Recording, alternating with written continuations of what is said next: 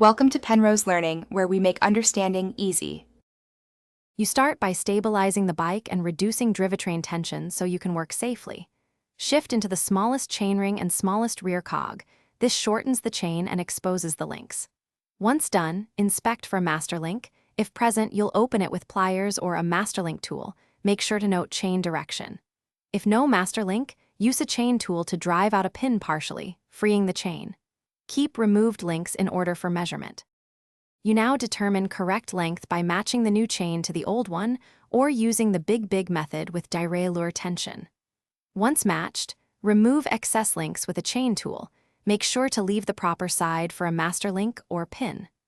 Thread the chain through the front chainring and around both derailleur pulleys, following the same path the old chain took. Make sure the chain faces the correct direction.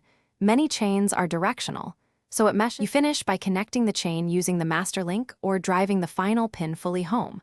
For a master link, snap it together and confirm the clip faces away from the wheel.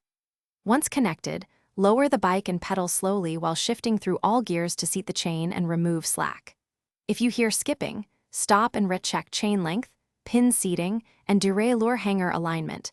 Misalignment or a partially inserted pin causes most problems. Make incremental adjustments until shifting is crisp.